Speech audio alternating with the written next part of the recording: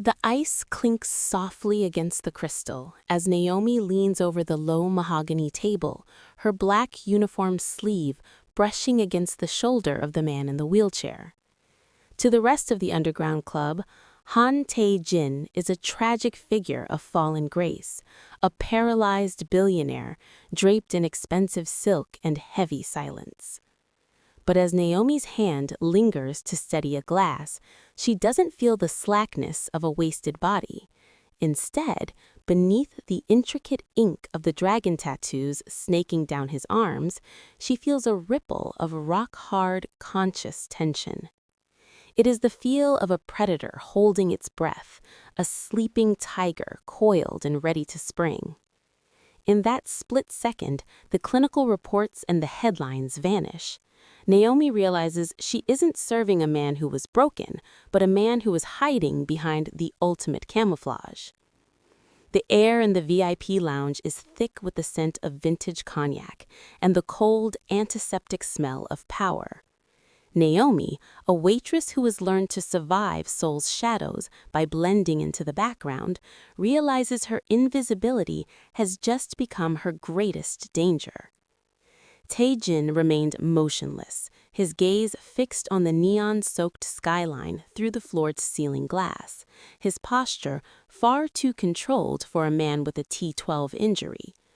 When Naomi intercepts the subtle movement of a rival's hand over Tae-jin's drink, her moral courage overrides her instinct for self-preservation.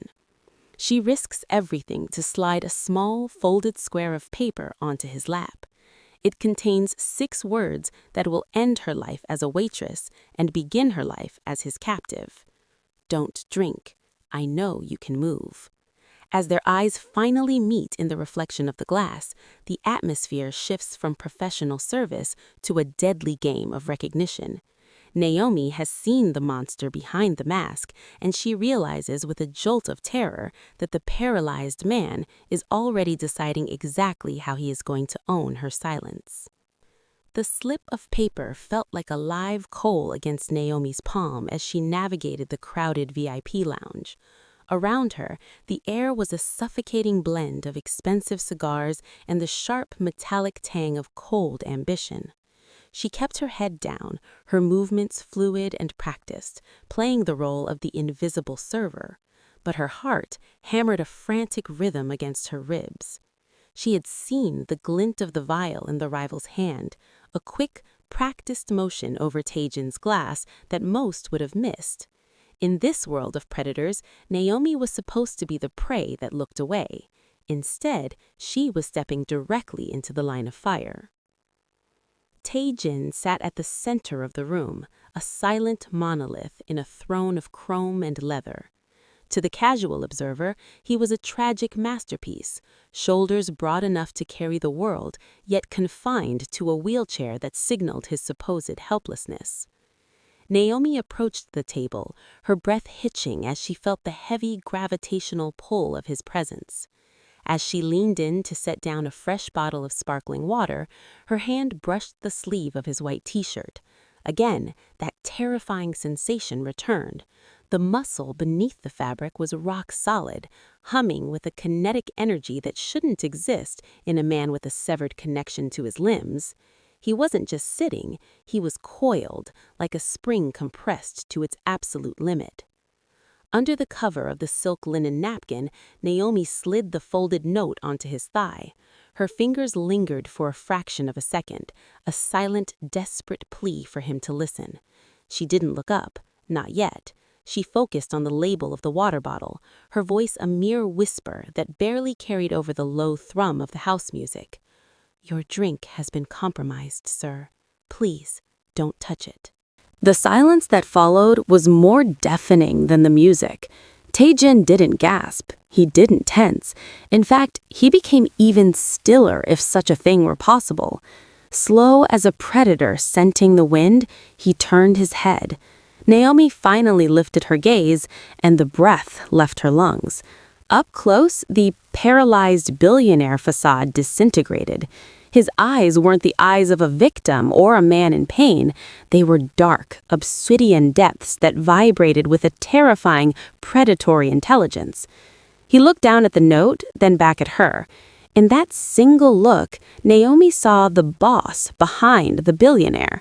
It was a gaze that dissected her, peeling back her skin to see the fear, the desperation, and the raw, stubborn courage underneath. He reached out, his hand moving with a predatory grace that was far too fast, far too controlled. His fingers brushed against hers as he took the note, a touch that sent a jolt of pure electricity and impending doom through her veins. He didn't speak, but his eyes promised that her life, the simple, quiet life of a waitress struggling to pay bills, was over. She had walked into the tiger's den to save him, and now the tiger was looking at her like she was the only thing in the room worth devouring. He leaned back, the note disappearing into his fist, and gave a microscopic nod. The game had begun, and Naomi realized with a shiver that she was no longer just a witness, she was his newest, most dangerous obsession. The shift from the velvet shadows of the VIP lounge to the harsh fluorescent glare of the staff locker room was a violent transition. Naomi's shift had ended, but the weight of the secret she carried felt heavier than the trays she'd spent 12 hours balancing. She reached for her locker, her hands still trembling from the memory of Tae-jin's obsidian gaze.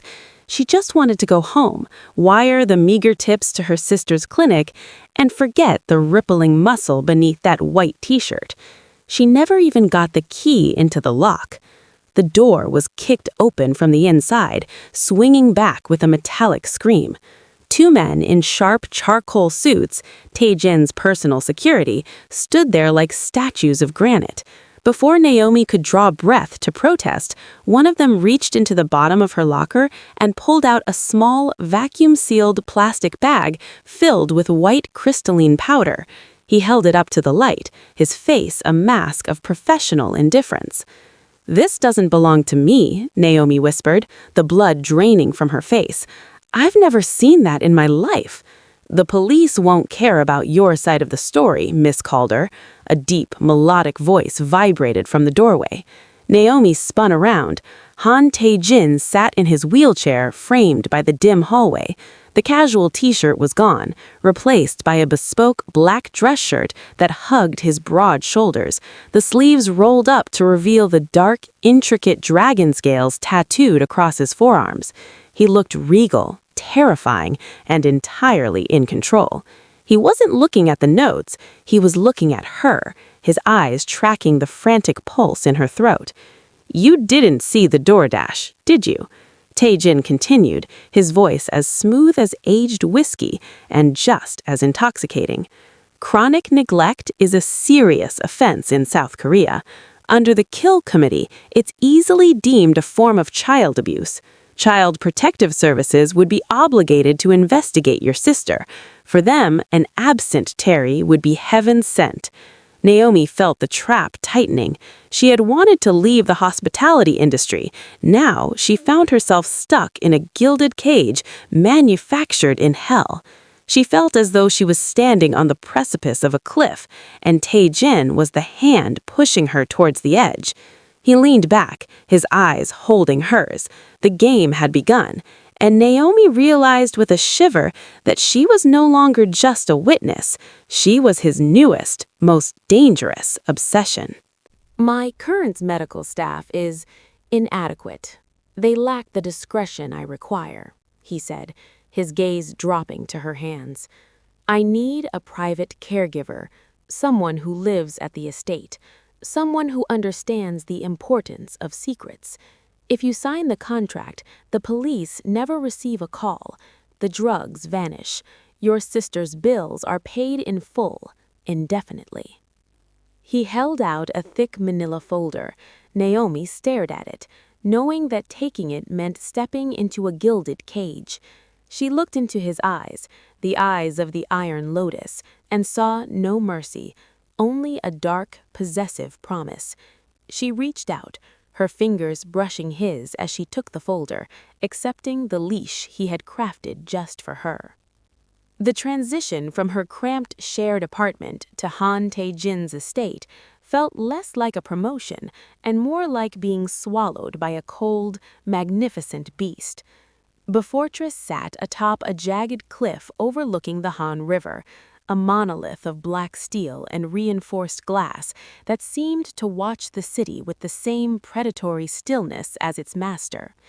As the heavy iron gates hissed shut behind the black sedan, Naomi felt the final thread of her old life snap. She was no longer a citizen of the world. She was an inhabitant of Tae-jin's private orbit. The interior of the mansion was a masterclass in minimalist intimidation. The floors were polished obsidian, so dark and reflective they looked like deep water. As Naomi pushed Tae-jin's wheelchair through the grand foyer, the first chilling realization settled into her bones. Her eyes, trained by years of scanning for hazards in crowded restaurants and now sharpened by a desperate curiosity, began to dissect the architecture. There were no ramps. There were no grab bars in the hallways or lowered counters in the kitchen. Every doorway was standard height, every shelf positioned for a man of significant stature. "The guest suite is on the 3rd floor," Tae-jin said, his voice cutting through the clinical silence of the hall. He didn't look back at her, but she could see his reflection in the glass walls, a silhouette of broad shoulders and a head held with a regal, unwavering tension. "I'll need to find the service ramp for the chair," Naomi replied, her voice sounding small against the soaring ceilings. "There are no ramps in this house, Naomi. Use the elevator." He gestured toward a seamless panel in the wall that looked no more than a decorative strip of chrome. As she pressed the hidden sensor and the doors slid open with a whisper of hydraulic precision, the truth began to scream at her. An elevator in a private home was a luxury, but in a house built for a supposedly paralyzed man, the lack of basic accessibility was a glaring confession. The estate wasn't designed for a man in a wheelchair, it was a stage. The obstacle she had expected to find had been erased, not to accommodate his weakness, but to hide his strength. The house was a fortress of glass, where the master could move like a phantom once the cameras were looped and the staff was asleep. She settled him into his primary suite, a room that felt more like a command center than a bedroom, filled with monitors displaying flickering security feeds of the grounds.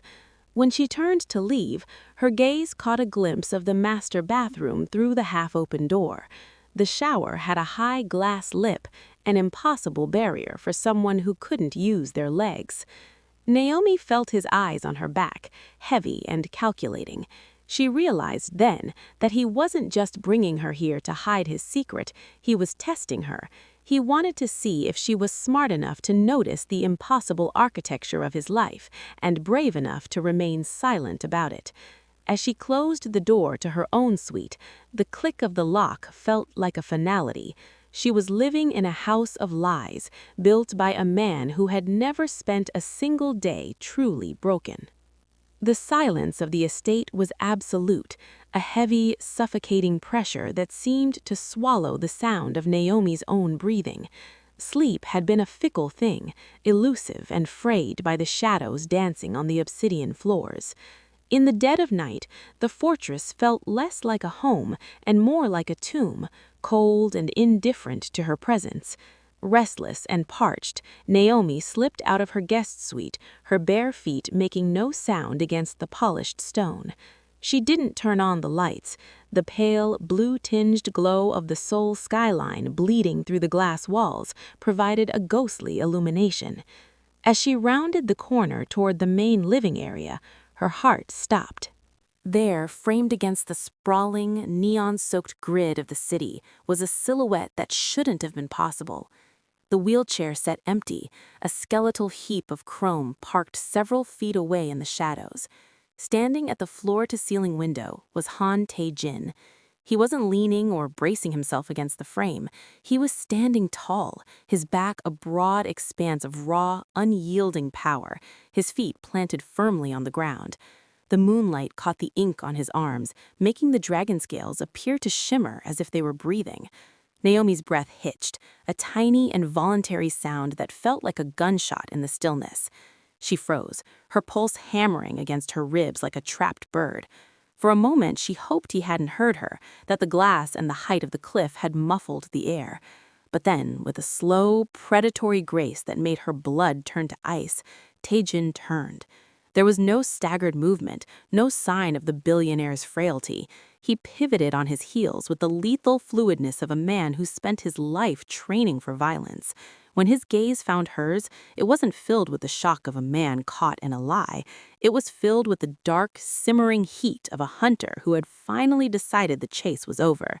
He looked at her not as his nurse, but as his prey, his eyes obsidian voids that reflected the city's lights with a terrifying clarity. "You're awake," he said, his voice a low, melodic rumble that vibrated through the floorboards and up into the soles of her feet. It wasn't a question. He didn't move toward the chair. Instead, he took a step toward her, then another, his gait heavy and deliberate. Each step was a confession, a brutal erasure of every lie they had played out in the light of day. The power imbalance that had defined a relationship since the VIP club shifted violently. Naomi realized with a jolt of pure primal fear that she was no longer just his captive or his caregiver. She was the witness to a monster's true form. Taejin stopped just inches from her, his towering height forcing her to tilt her head back. The scent of sandalwood and old rain was overwhelming now, a physical weight. He reached out, his hand hovering near her jaw, his thumb tracing the line of her trembling lower lip. "Now that you've seen the ghost, Naomi," he whispered, his breath hot against her skin, "do you think you can survive the man?" The hunt had officially begun, and in the suffocating silence of the third floor, Naomi knew there was nowhere left to run. The morning sun filtered through the floor-to-ceiling glass of the high-tech gymnasium, but the light brought no warmth to the room. Taejin sat in his wheelchair once again, his face a mask of cold, indifferent stone, as if the midnight encounter by the window had been nothing more than a fever dream. Naomi, however, could still feel the phantom heat of his breath against her skin.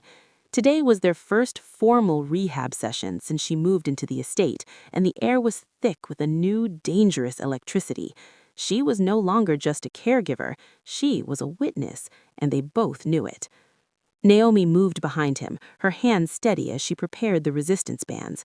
She was determined to bridge the gap between the lie and the truth. If he wanted to play the role of the invalid, she would make that role as agonizing as possible. "We're going to focus on upper body stability today, Mr. Han," she said, her voice professional and crisp, though her heart was drumming a frantic rhythm. She stepped into his personal space, reaching around him to adjust the straps. The scent of sandalwood and old rain hit her, and for a second her hands faltered. As the session progressed, Naomi pushed him. She increased the weight, extended the repetitions, and demanded a level of physical exertion that would have exhausted a truly injured man. Taejin complied with a silent, simmering fury. His face remained unreadable even as sweat began to bead on his forehead. Every time she touched his arms to correct his form, she felt the iron-hard density of his muscles. He was a masterpiece of controlled strength, a man who had spent years honing his body into a weapon. Yet he sat there, pretending to be anchored to a chair. The tension reached a breaking point near the end of the hour. Naomi was standing on a slightly elevated platform beside him, reaching for a heavy set of medicine balls on a high shelf. She saw her opening, a chance to force his hand, to make the reflex override the deception. As she pulled a 10-pound ball from the rack, she let her foot slip.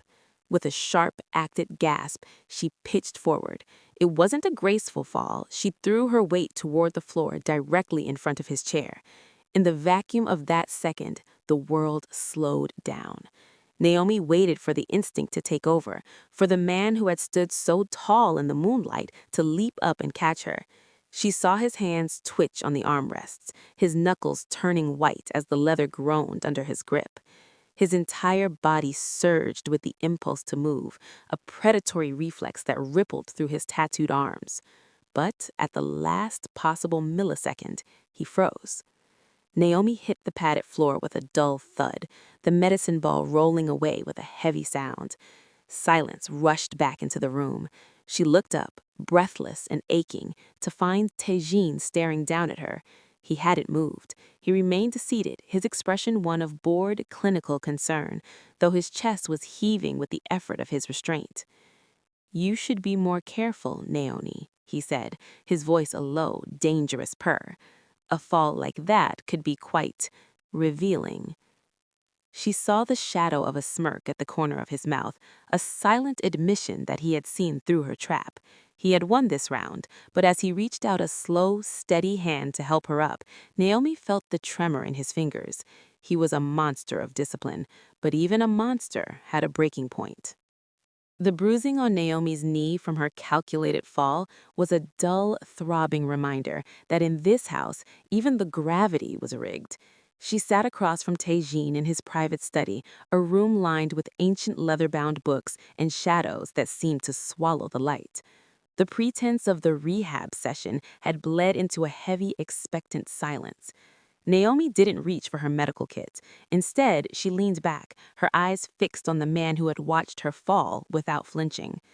"Why the chair, Tejin?" she asked, her voice steady despite the adrenaline still humming in her veins. "You've already shown me the ghost. Why keep playing the parts of the corpse?" Tejin didn't answer immediately. He picked up a heavy gold signet ring from his desk, turning it over in his fingers. The crest was a lotus wrapped in iron wire, the seal of the most feared syndicate in the East. "In the Iron Lotus, we don't just inherit power, we survive it. 2 years ago, my father was the mountain. He was the law.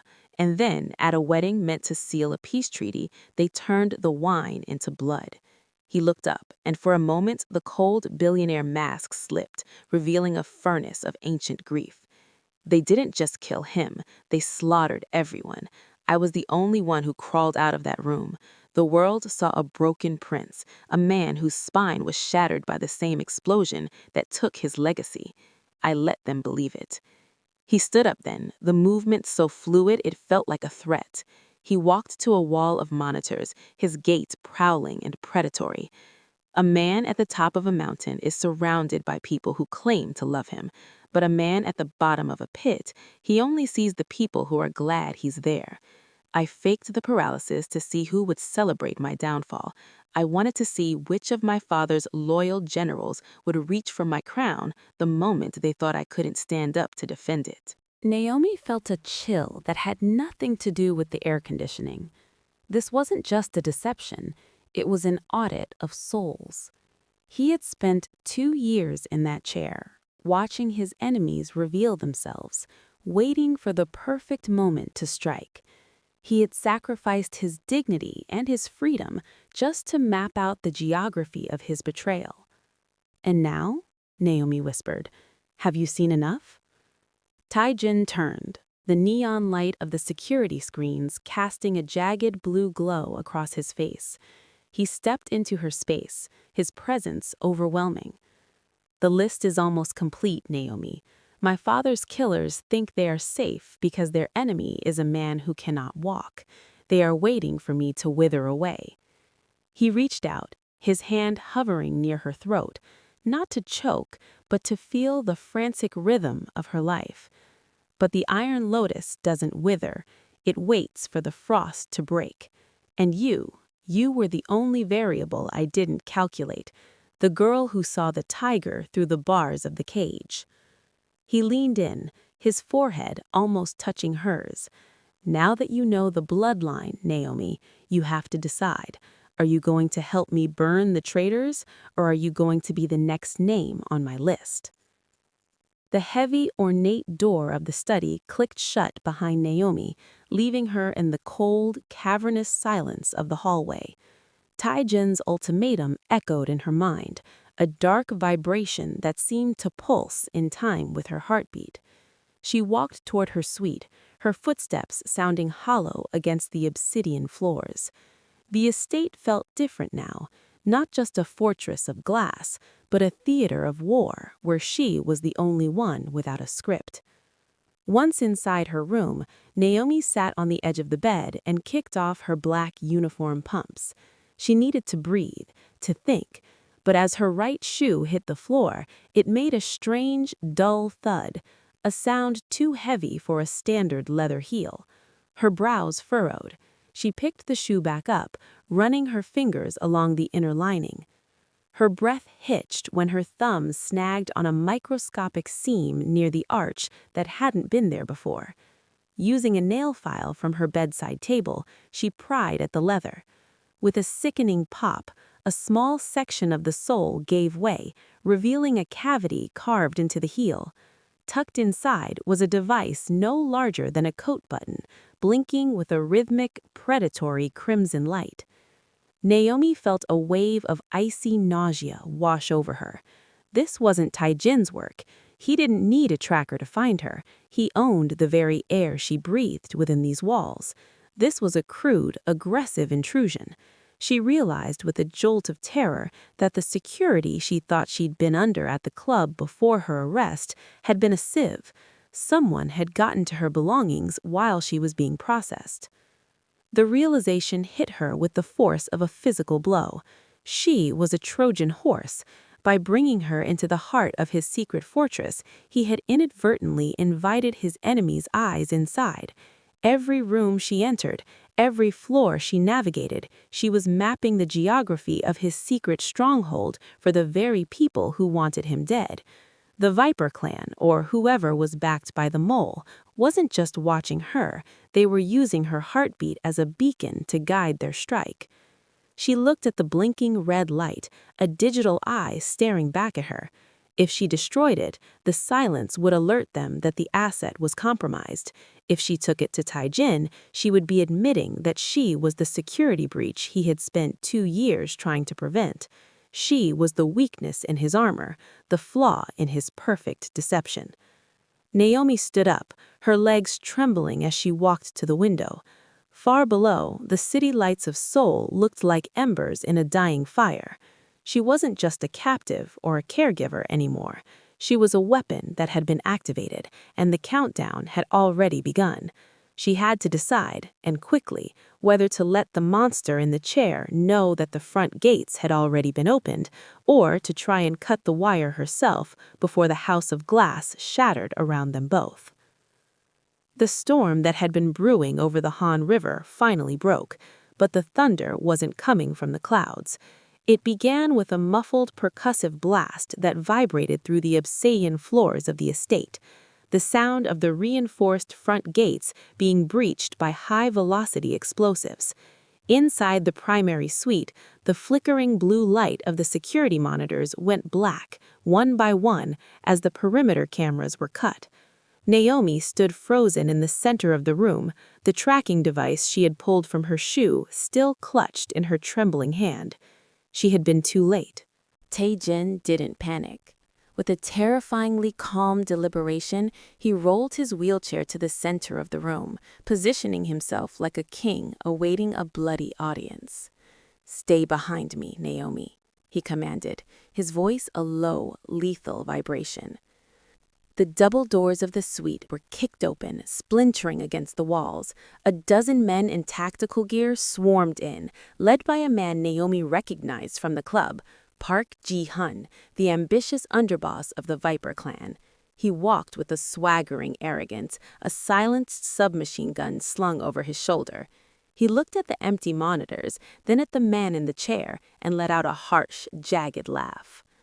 "Look at the great tiger of the Iron Lotus," Ji-hun mocked, circling Taijin's chair. He reached out and shoved the wheelchair, sending it rocking back on 2 wheels. 2 years we waited. 2 years we worried that the dragon was just sleeping. But look at you. You can't even steady your own throne. He leaned down, his face inches from Taijin's.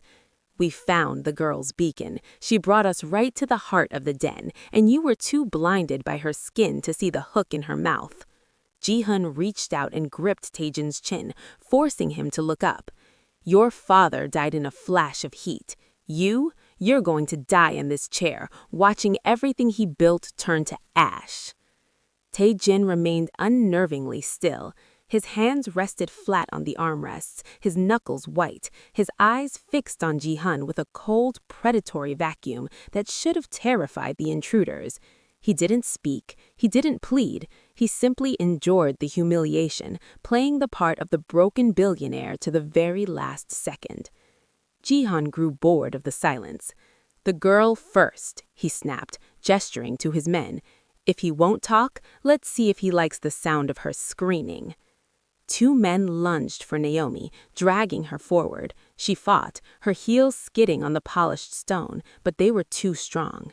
Ji-hun stepped toward her, pulling a sleek, silver-plated pistol from his waistband. He pressed the cold muzzle of the gun directly against Naomi's temple, the metal biting into her skin. "Last chance, Tae-jin," Ji-hun sneered, his finger tightening on the trigger. "Stand up and save her, or watch her brains paint your pretty glass walls." In the suffocating silence that followed, Naomi looked at Tae-jin. She didn't see fear in his eyes. She saw the frost finally breaking. She saw the sleeping tiger snap its jaws shut. The air in the room seemed to ionize, heavy with the scent of ozone and impending slaughter. Tae-jin's hands moved, not to the wheels of his chair, but to the hidden releases beneath the armrests. The game of the paralyzed billionaire was over. The massacre of the Iron Lotus boss was about to begin. The metallic click of the hammer cocking against Naomi's temple was the last sound of the old world. In the heavy, ionized silence that followed, Han Tae-jin didn't move his hands toward the wheels of his chair. Instead, his fingers found the hidden manual releases beneath the armrests. With a sharp, mechanical hiss, the restraints that had anchored the paralyzed billionaire to his throne for 2 years fell away. Tae-jin rose. It wasn't the tentative, shaky movement of a man recovering from an injury.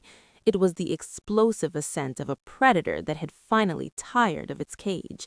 The transition was so violent, so impossibly fast, that Ji-hun's mocking grin froze mid-breath. Before the rival boss could pull the trigger, Tae-jin's hand shot out, his fingers locking around Ji-hun's fist with the crushing force of a hydraulic press.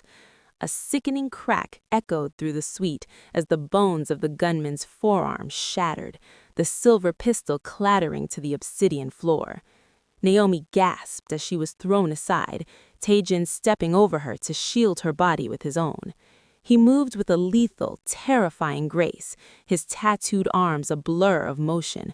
The 2 guards who lunged at him were dispatched with a clinical, bone-deep brutality. One a throat strike that collapsed windpipes, the other a sweeping kick that sent the man crashing through the floor-to-ceiling glass. The wind and rain of the soul storm roared into the room through the shattered pane, whipping Tae-jin's black hair across his face as he turned back to the remaining men. He stood tall, his broad shoulders casting a shadow that seemed to swallow the light.